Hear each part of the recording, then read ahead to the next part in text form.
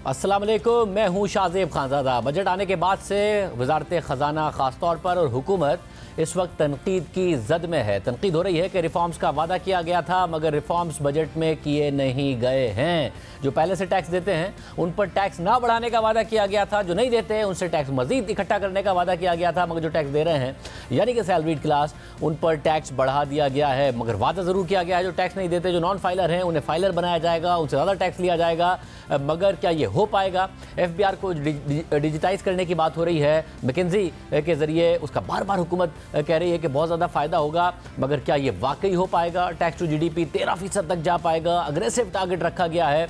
इस सब पर बात करने के लिए हमारे साथ पैनल मौजूद है। साबिक वज़ीर ख़जाना मिफ्ता इस्माइल साहब हमारे साथ स्टूडियोज़ में मौजूद है, आपका बहुत शुक्रिया। माहिर मईशत अकबर ज़ैदी साहब हमारे साथ मौजूद है, आपका बहुत शुक्रिया। आरिफ हबीब साहब, चेयरमैन आरिफ हबीब ग्रुप हमारे साथ मौजूद है, आपका बहुत शुक्रिया। और अमार हबीब खान साहब हमारे साथ मौजूद हैं, आप माहिर मईशत हैं, आपका भी बहुत शुक्रिया। आप बहुत डिसअपॉइंटेड हैं बजट से, आपने लिखा कि एक मिस्ड अपॉर्चुनिटी है, मगर हुकूमत का ये दावा है कि जी आप ये कह रहे हैं कि जो पहले से टैक्स देते हैं उन पर लगा दिया, टैक्स बेस नहीं बढ़ाया, मगर हम इस वक्त FBR को डिजिटाइज कर रहे हैं।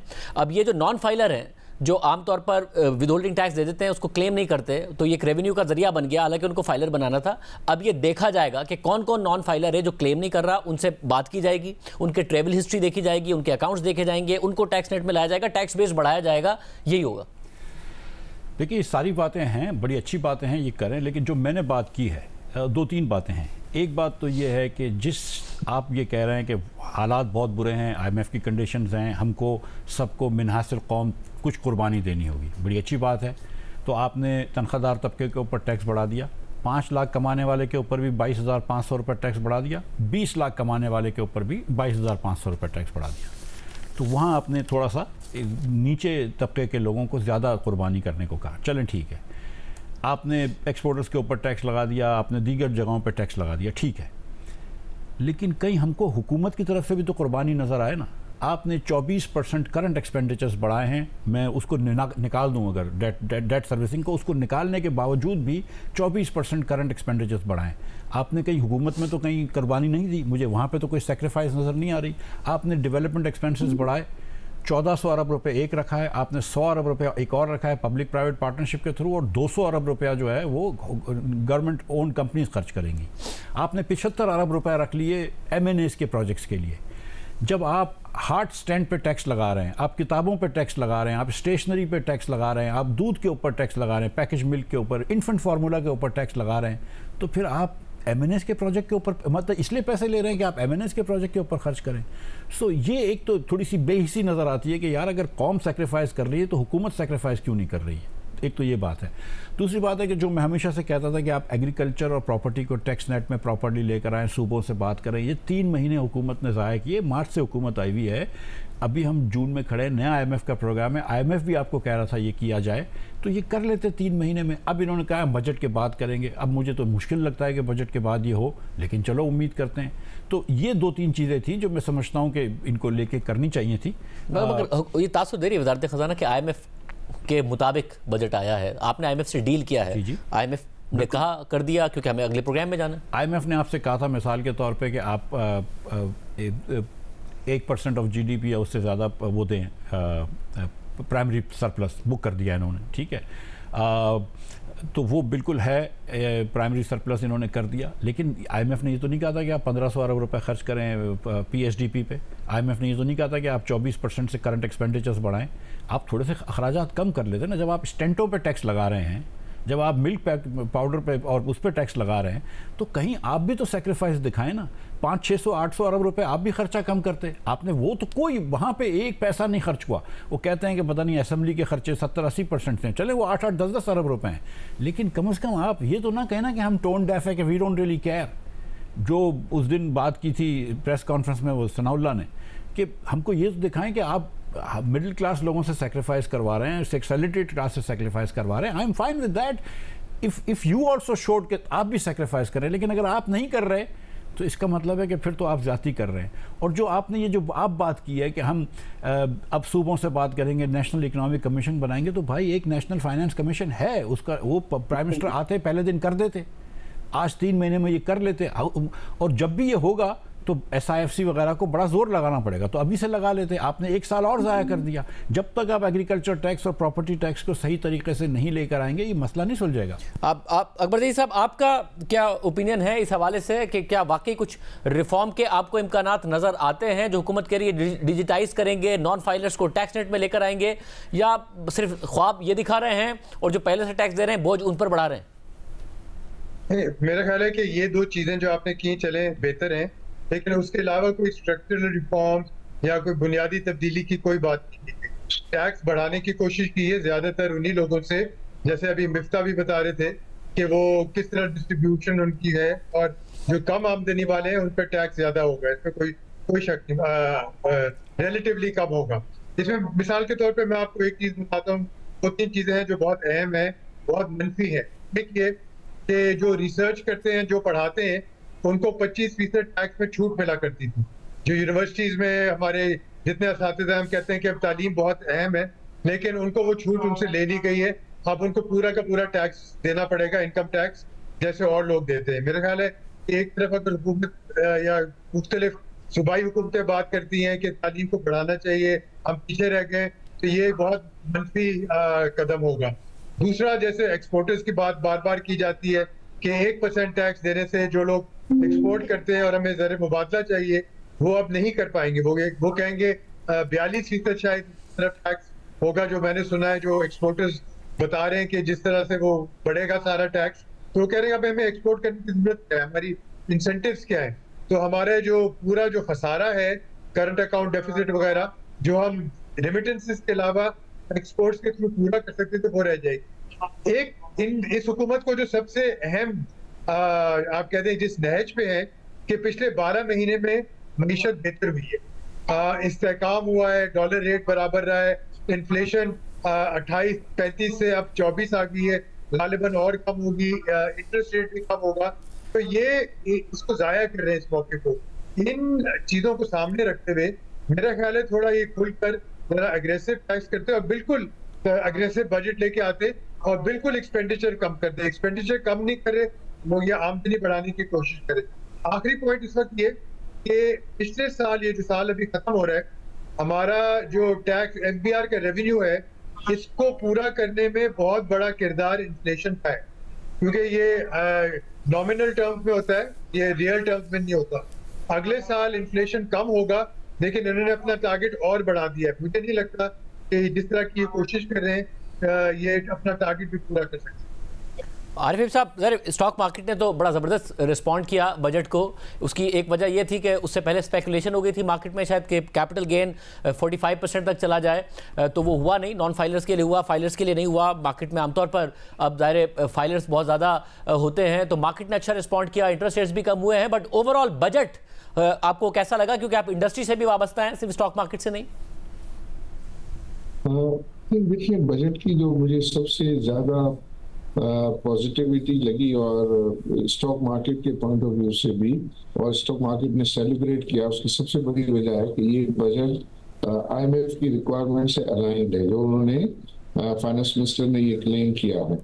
क्योंकि नॉर्मली ये होता है कि जब भी हमारे साथ जो प्रोग्राम्स नेगोशिएट हो रहे होते हैं वो लंबे हो जाते हैं, देर लगती है उसमें, लेकिन अब जो ये बजट उनका अनाउंस किया है, वो उससे उसकी जो है वो अलाइनमेंट है। और दूसरी बात जो आपने कही कि मार्केट्स में ये र्यूमर्स थी कि जो है वो डिविडेंड टैक्स रेट बढ़ेगा, और डिविडेंड टैक्स रेट बढ़ेगा, कैपिटल गेन टैक्स रेट जो है वो बहुत ज़्यादा बढ़ जाएंगे, इस किस्म की बातें थी, वो नहीं आया।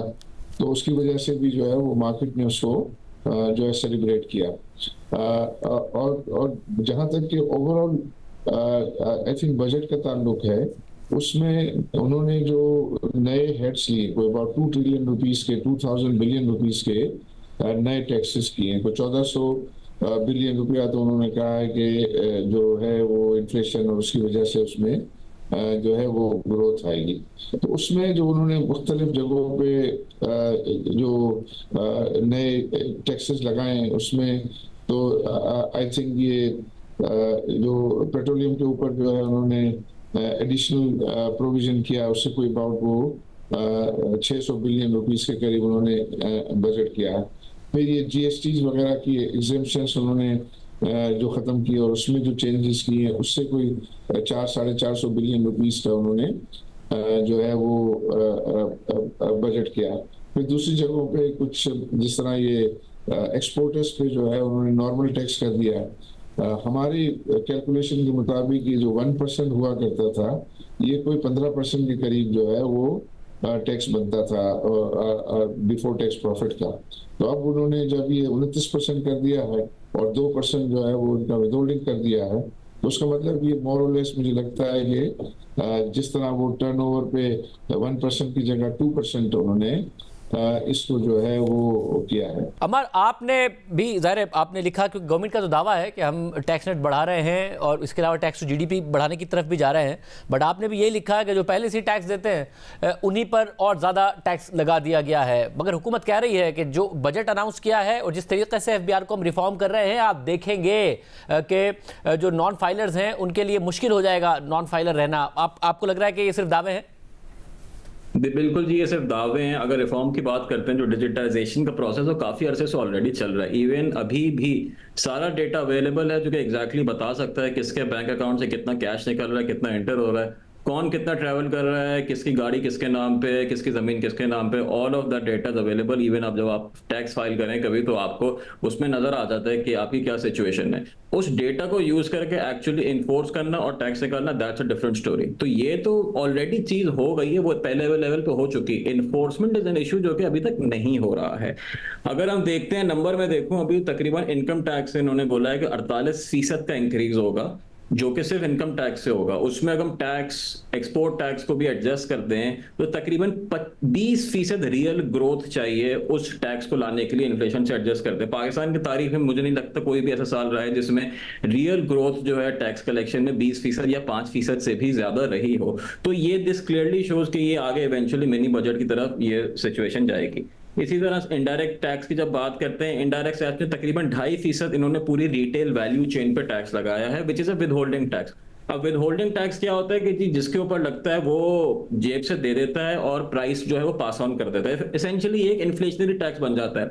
हमने आज तक कोई इवैल्यूएशन ऐसी नहीं करी है कि जितना भी विदहोल्डिंग टैक्स कलेक्ट होता है वो कितने लोग एक्चुअली क्लेम करते हैं और उससे क्या कितने फाइलर जो हैं वो सिस्टम में आए हैं। जब तक ये इवैल्यूएशन ही नहीं हुई है तो हम ये कैसे कह सकते हैं कि जी ये टैक्स देने वाला वो फाइलर बन जाएगा और फिर प्रॉपर्ली जो है वो अपने टैक्सेस फाइल करना शुरू कर देगा। विदहोल्डिंग टैक्स एसेंशियली मेरे हिसाब से तो इसको एक इनडायरेक्ट टैक्स ही बोलना चाहिए। सब कुछ जगहों पे हम डायरेक्ट टैक्स कंसिडर करते हैं, मगर ये इनडायरेक्ट टैक्स ही हो, ये इन्फ्लेशनरी है क्योंकि गुड्स की प्राइसेस में ये एडजस्ट हो जाएगा और ऑटोमेटिकली ये पास ऑन हो जाएगा। बहुत सारे और तरीके थे करने के, मगर एक चीज भी जो है नहीं करेगी। वाइडनिंग बिल्कुल भी नहीं हुई है इस टैक्स प्रपोजल में, सिर्फ और सिर्फ डीपनिंग हुई है सैलरी क्लास के ऊपर, कॉर्पोरेट टैक्स के ऊपर। आई मीन अगर आप बजट स्पीच देखें इसमें बहुत क्लियरली लिखा हुआ है कि ऑब्जेक्टिव है इसके कंजम्पशन से savings and investment oriented economy की तरफ जाना है। बजट में आपको कोई शायद ही कोई ऐसा मेजर नजर आए जो कि इन्वेस्टमेंट को एक्चुअली इंकरेज कर रहा है। जब आप विदहोल्डिंग टैक्स इंक्रीज करते हैं, बहुत क्लियर एविडेंस है उससे कैश जो है इकोनॉमी में, करेंसी सर्कुलेशन एक्चुअली इंक्रीज हो जाती है।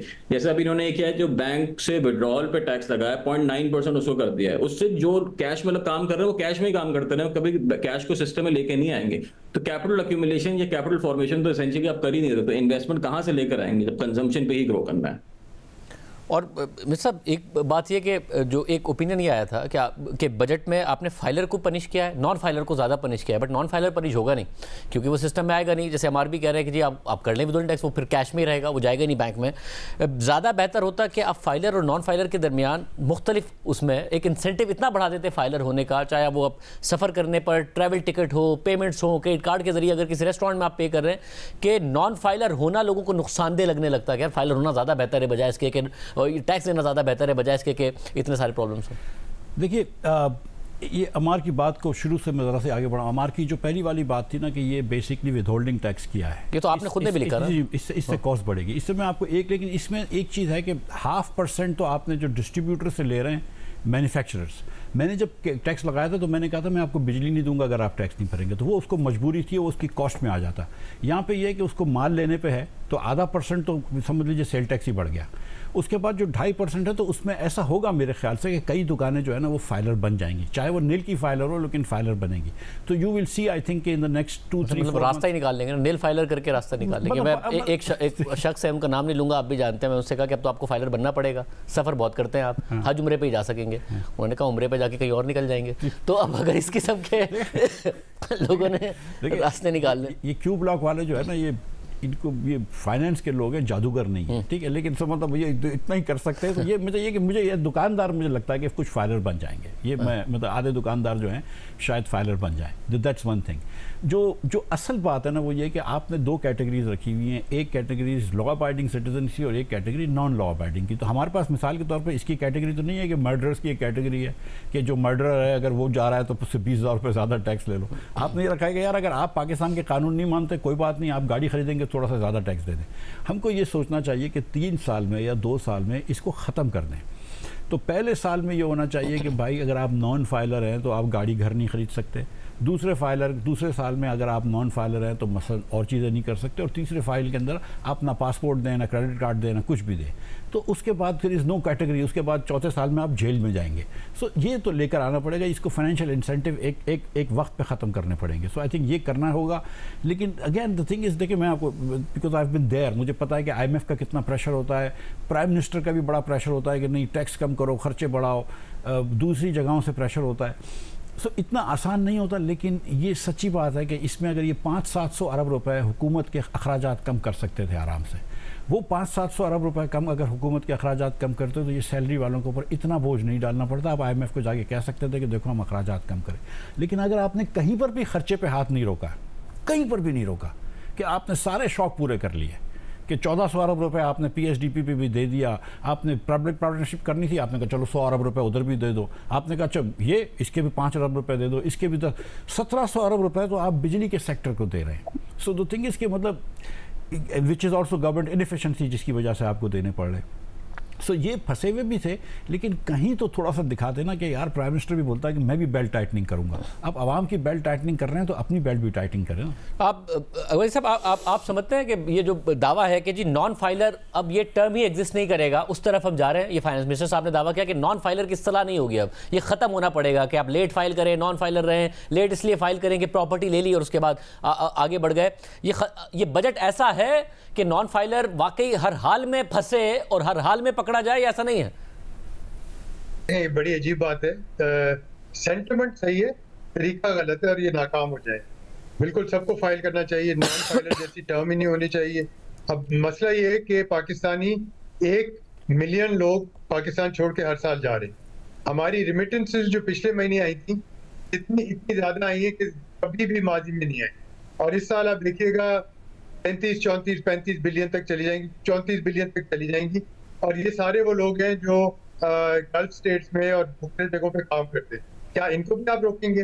नामुमकिन है।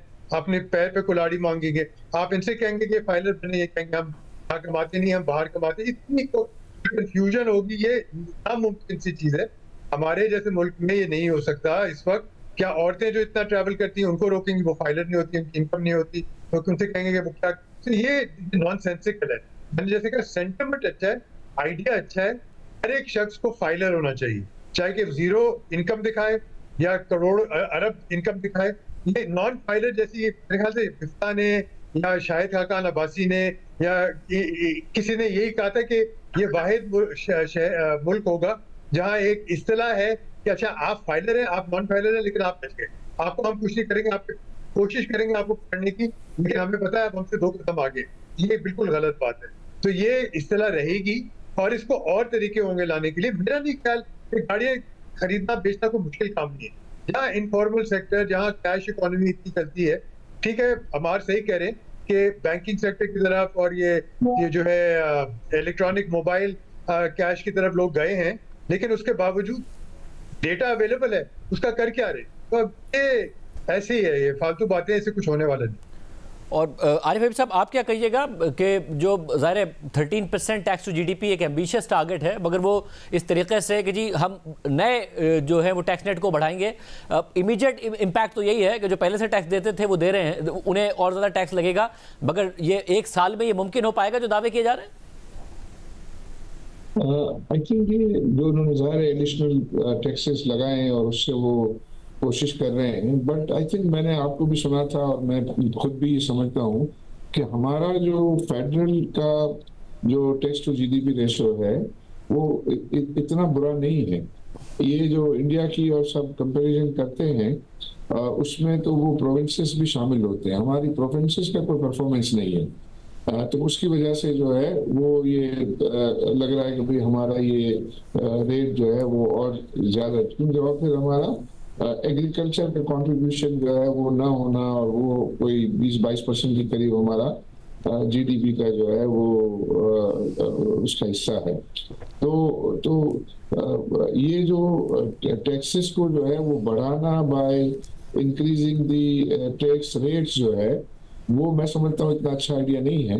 ये बढ़ाना चाहिए रेवेन्यू ज्यादा अपना एक्टिविटी बढ़ा के, क्योंकि हमारे यहाँ ये आपने देखा कि पिछले दिनों एलसीज वगैरह पे जो है वो रिस्ट्रिक्शन थी और वो एलसीज की रिस्ट्रिक्शन होने की वजह से जो है वो बहुत हमने देखा कि कस्टम से रेवेन्यूज हमारे इम्पेक्ट हुए। तो अगर हमारी में इतनी सकत आ जाए कि हम जो है वो अपनी ये इम्पोर्ट रिस्ट्रिक्शंस को जो है ख़त्म कर सके, ज़ाहिर उसके लिए हमको रेमिटेंसेस के बढ़ाने के ऊपर काम करना पड़ेगा, हमें एक्सपोर्ट बढ़ाने पर काम करना पड़ेगा, हमें फॉरेन डायरेक्ट इन्वेस्टमेंट और पोर्टफोलियो इन्वेस्टमेंट बढ़ाने पे जो है वो काम करना पड़ेगा।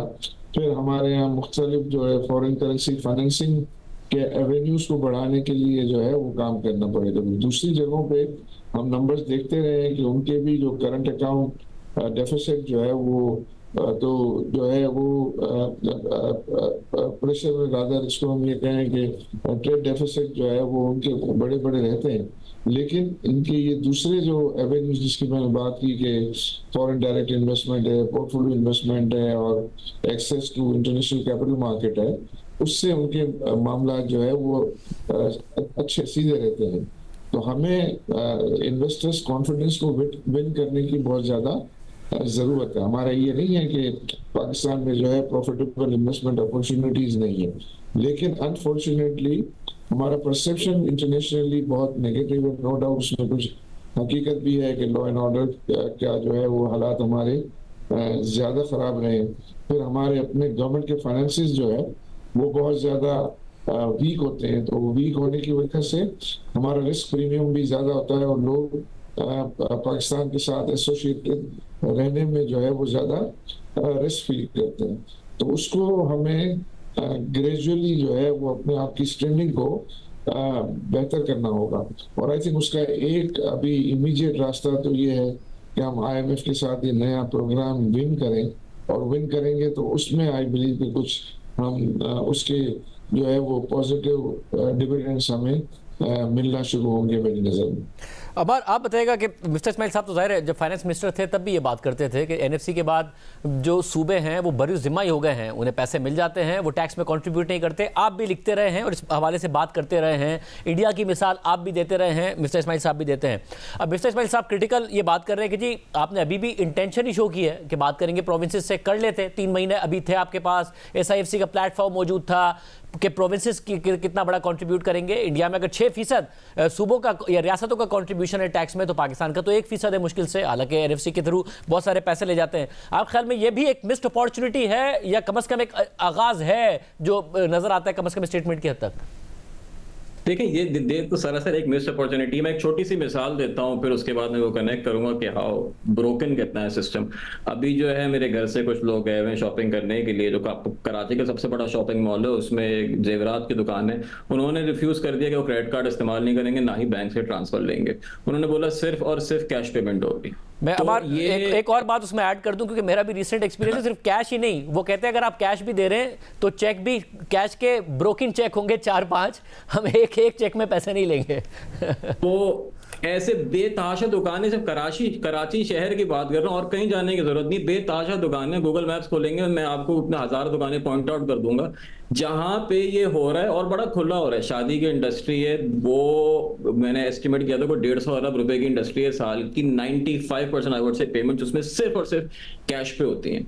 ठीक है, तो ये चीजें जब सामने हो रही हैं, फिर उसके आप दूसरे बंदे से बोलते हो कि यार आप टैक्स दो, तो सरासर ये नाइंसाफी हो जाती है। फिर आप इसमें प्रोविंस कर लें, ये कर लें, ये डिस्ट्रीब्यूट कर लें, कुछ भी कर लें, ये चीज नाइंसाफी हो जाती है। हाँ, मैं उस बात से अग्री करता हूं कि अगर सूबों पे लेट से ज्यादा प्रेशर आएगा both on the cost side और रेवेन्यू साइड, तो हो सकता है फिर ये चीजें जो हैं उसमें कवर होना शुरू हो।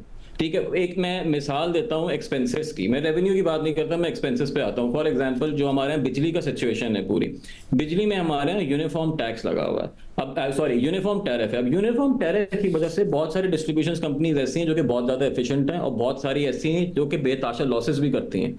जो लॉसेस करने वाली जो डिस्ट्रीब्यूशन कंपनीज हैं, उनका जो लॉस है वो या तो सब्सिडी से कवर होता है या उन कस्टमर से कवर होता है जो कि ज्यादा टैरिफ देते हैं। अगर ये प्रोविंस, क्योंकि दिस इज फेडरल और लॉ एनफोर्समेंट जो प्रोविंशियल हो जाएगी, तो provincial does not have any skin in the game कि हाँ यार अगर वो बिल नहीं रिकवर होते तो नॉट माय प्रॉब्लम।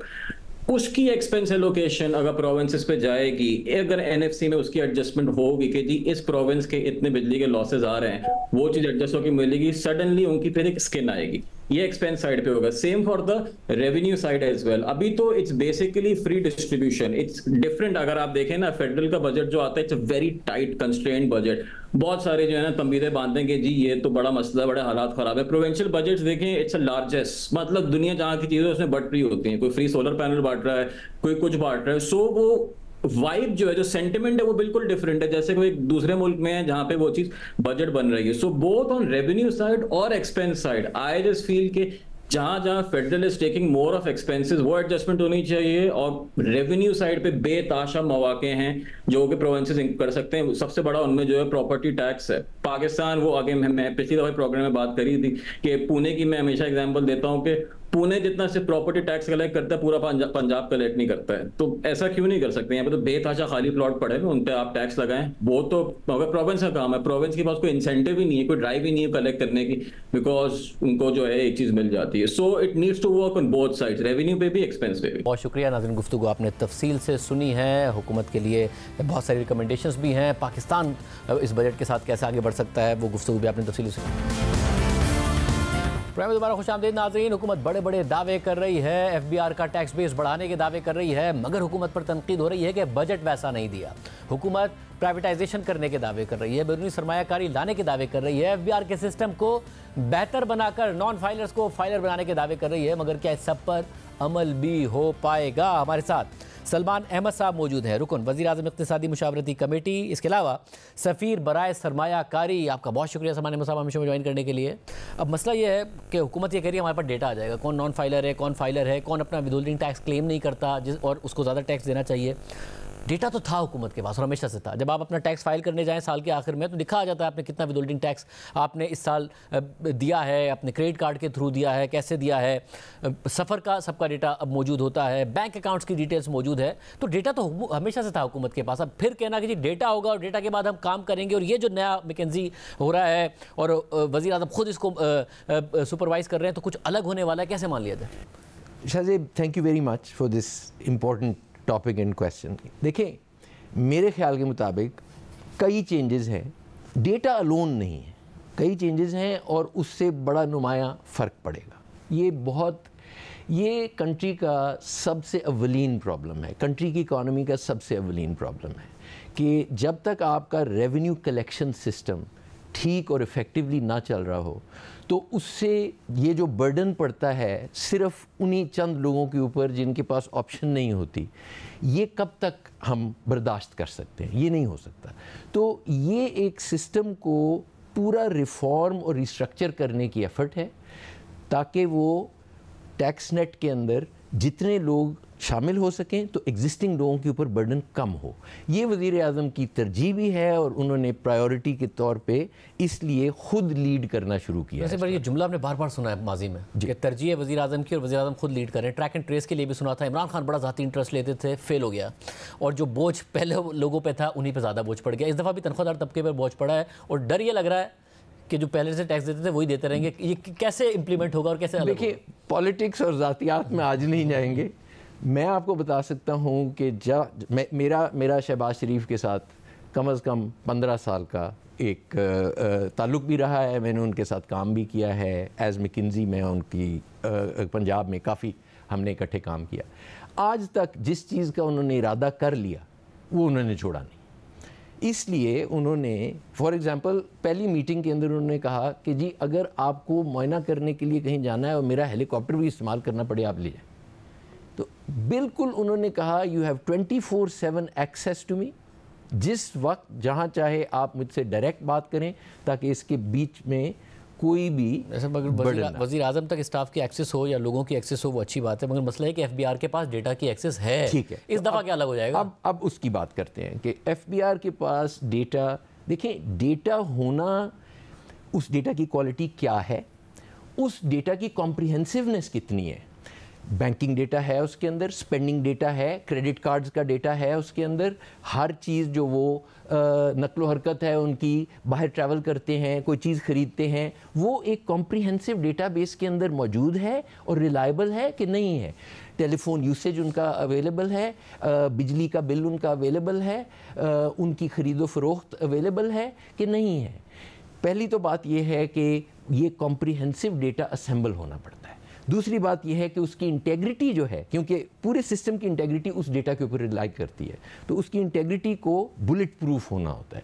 तीसरी बात यह है कि उसके ऊपर the most precise and advance algorithms have to run to tell using the data to do what is called flagging, कि जी हमने इस डेटा को कॉम्प्रिहेंसिवली एनालाइज किया है, इसके ऊपर मैं आपको एक मिसाल देता हूँ कि एक बिज़नेस है, अब वो ऑफ द बुक्स है, ठीक है, लेकिन उस बिज़नेस के 30 एम्प्लॉयज़ हैं, उसकी प्रेमिसेस है, उसका एरिया है, वो 4 ब्रांचेस हैं उसकी, और उसके अंदर कस्टमर्स की आमदोरफ्त है। ये सब चीज़ डेटा में आ जाएगी। अब वो without any reference to paper work बता सकता है कि तकरीबन इस इंडस्ट्री में इस लेवल के बिज़नेस का, इस साइज़ के बिज़नेस का इतना टैक्स बनना चाहिए। अच्छा, मगर अभी इशू ये है कि जो आप कह रहे हैं कि टॉप के लेवल पर पता चल जाएगा, एफबीआर के एम्प्लॉयज़ को अभी भी पता होता है, मसला इन्फोर्समेंट में आता है, वो नहीं इन्फोर्स करते। तो इस दफ़ा जो इन्फोर्समेंट आर्म है जो जानते बूझते नहीं करता, वो कैसे मजबूर हो जाएगा करने के? देखिए ये जो है ना, ये we can't go into a blanket statement कि जी नहीं करता। बात ये है कि स्टेटिस्टिकल लेवल पे हमें बात करनी है कि अगर 100 लोगों का डेटा मौजूद है तो कितने % को एनालाइज किया जा रहा है। तो जब आप किसी चीज़ को डिजिटाइज कर देते हैं तो वो ह्यूमन हैंड से निकल जाता है, वो एनालिसिस जो है वो ऑटोमेटिकली जनरेट हो जाता है, उसको कोई रोक नहीं सकता, उसको कोई टिंकर नहीं कर सकता। अब वो एनालिसिस किसके सामने रखा जाता है और किस लेवल ऑफ सिंथेसिस के साथ उनको बयान किया जाता है, that's how that system becomes effective. तो साथ के साथ इस डिजिटाइजेशन के एक फुल पीपल ट्रांसफॉर्मेशन, उसके बगैर ये सिस्टम कारआमद नहीं हो सकता। और पीपल ट्रांसफॉर्मेशन के अंदर आपने पहले ही देख लिया होगा कि पीएम ने आते ही एज ए सिग्नलिंग उन्होंने 12 एम्प्लॉयज़ को, after quite some due diligence, उन्होंने 12 एम्प्लॉयज़ को सैंक्शन किया था। ठीक है ना, ये एक सिग्नल था कि जी इस इदारे को रिफॉर्म होना लाजमी है। अब अगर उसको सिस्टमैटिक बेसिस के हम करें, उन्होंने ये भी कहा, पीएम ने ये भी हुक्म दिया है कि आप अगर आपको लाख रुपया जमा करने के लिए 100 रुपये के इंसेंटिव देने पड़ते हैं तो 100 दफ़ा दीजिए प्लीज़, ये तो बहुत फ़ायदे का सौदा है। तो एक पूरा HR सिस्टम इसके साथ बनेगा जिसके अंदर कैपेबिलिटी, इंसेंटिव्स, करियर पाथ्स, तमाम चीज़ें इसका पार्ट होंगी। जैसे देखते हैं कि ये किस तरीके से इंप्लीमेंट होगा। दूसरा मसला, क्योंकि आप सरमायाकारी के मामलात को भी देख रहे हैं, प्राइवेटाइजेशन के हवाले से भी मीटिंग्स अटेंड कर रहे हैं। अगेन एनर्जी सेक्टर के रिफॉर्म की बार बार बात होती है, बार बार कहा जा रहा है डिस्को को भी हम प्राइवेटाइज़ करेंगे, बट एक और बजट, एक और 1300 अरब रुपए की सब्सिडीज़, एक दफ़ा फिर टैरिफ्स में इजाफे की तवक्को, और कहीं नज़र नहीं आ रहा कि वाकई ये प्रोसेस किस हद तक आगे बढ़ रहा है कि डिस्कोज भी प्राइवेट सेक्टर के पास जाएंगी। क्या हो रहा है? देखिए, privatisation has been a contentious topic Pakistan में। जब भी कोशिश की गई प्राइवेटाइजेशन की, उतनी ही उसकी ऑपोजिशन हुई। तो आई थिंक कि एक तो आपके तवज्जुह से ये लोगों को पता होना चाहिए कि ये प्राइवेटाइजेशन क्यों लाहक है, क्यों करनी है हमने प्राइवेटाइजेशन। 3 वजूहात हैं, क्योंकि ये इन पब्लिक इमेजिनेशन ये फैसला अभी तक नहीं हुआ कि प्राइवेटाइजेशन अच्छी चीज़ भी है, अच्छा अमल भी है, फ़ायदेमंद भी है कि नहीं है। देखिए, अगर पब्लिक इमेजिनेशन में नहीं भी हुआ तो नंबर्स में तो हो गया ना। हमें पता चल गया कि प्राइवेट सेक्टर में अगर बैंक्स प्राइवेटाइज हुए फ़ायदा हुआ। अब जो इदारे, जो पब्लिक सेक्टर में इदारे रह गए, उनका कितना नुकसान हुआ। स्टील मिल नहीं होने दी, इफ्तिखार चौधरी के दौर में तो बंद हो गई। देखिए, फ़ायदे नुकसान को अगर हम एक मयार बना लें ना, तो फिर वो कहते हैं कि जो प्रॉफिटेबल वेंचर्स हैं, जो प्रॉफिटेबल एसओईज हैं, उनको हमने नहीं करना। नहीं, profitability is not the standard.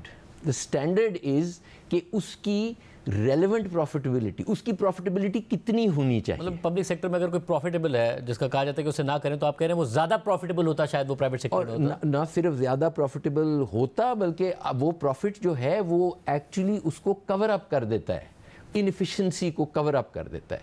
एक प्रॉब्लम इनएफिशिएंसी होती है पब्लिक सेक्टर। कर क्या रहे हैं आप? करने जा रहे हैं या नहीं करने जा रहे हैं? Are you serious about privatisation? 100% serious about the process. क्या प्रोग्रेस है? All the discos have been divided into 3 categories. Category 1 have already been slated for privatization. वो प्राइवेटाइज होंगी, ऑलरेडी वो उनके ऊपर काम हो रहा है और उनको एक प्राइवेटाइजेशन की फॉर्म में लाया जा रहा है। विद इन मंथ्स, वीक्स और मंथ्स यू विल हियर कि जी ये वाली जो हैं अब ऑन द ब्लॉक आ गई हैं। Second category of discoms is कि उनको थोड़ा सा सही करके फिर प्राइवेटाइजेशन में डाल दिया जाएगा। और थर्ड कैटेगरी ऑफ डिस्कोज, उसमें सिर्फ 2 हैं। वो ऐसी हैं कि वहाँ पे बिल की कोई कॉन्सेप्ट ही नहीं है। उधर कोई बिल देने जाता है तो वो कहते हैं कि ये मजाक है। तो उनको अब प्राइवेटाइज करना, क्या कोई प्राइवेट इदारा उनको ले सकेगा कि नहीं, क्योंकि इशू फिर सिक्योरिटी का हो जाता है।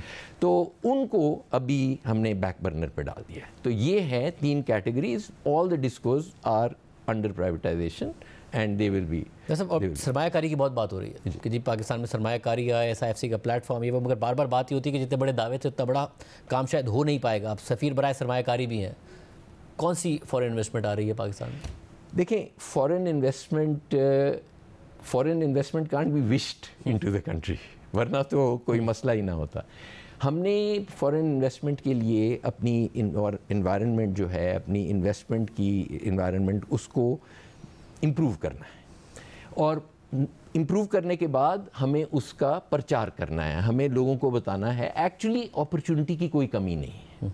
अगर आप देखें तो हम इन्वेस्टमेंट को सोचते हैं एज ए सिंगल अपॉर्चुनिटी कि जी आप ये एक सेक्टर है या ये एक कंपनी है, इसके अंदर इन्वेस्ट कर दीजिए।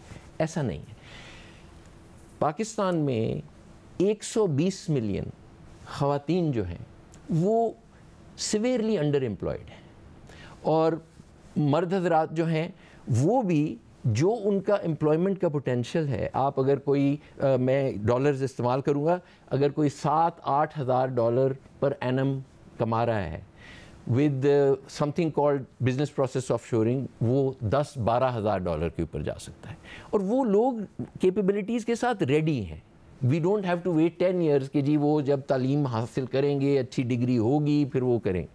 तो this populace is ready to attract investment. मगर हमने उसके अंदर से खुद प्राइवेट सेक्टर से द प्रॉब्लम इस कहते हैं कि फॉरेन डायरेक्ट इन्वेस्टमेंट या बाहर की इन्वेस्टमेंट जब आती है, जब आपका जो लोकल इन्वेस्टर है जी वो बड़ा कॉन्फिडेंट होता है, जब वो इन्वेस्ट, अब with lowest investment to GDP हम गल्फ कंट्रीज़ में दोस्ताना मुल्क से कुछ इदारे बेच के, तो शायद कैसे कौन सी इन्वेस्टमेंट आएगी प्राइवेट से? आपको लग रहा है वो इन्वायरमेंट है इस वक्त मुल्क में? देखिए मेरी बात सुने, ये जो हमारा domestic investor, local investor,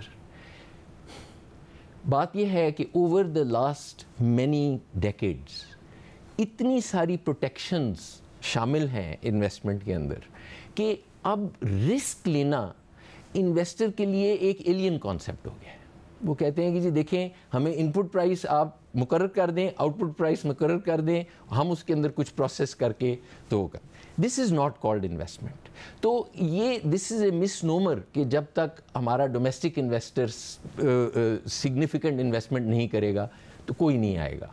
actually people are much better at spotting opportunities. कुछ पाइपलाइन में है, आप देखें नहीं, लेकिन पहले तो आप यही देख लें कि जो एग्जिस्टिंग फॉरेन इन्वेस्टमेंट है उनके रिटर्न्स देख लें।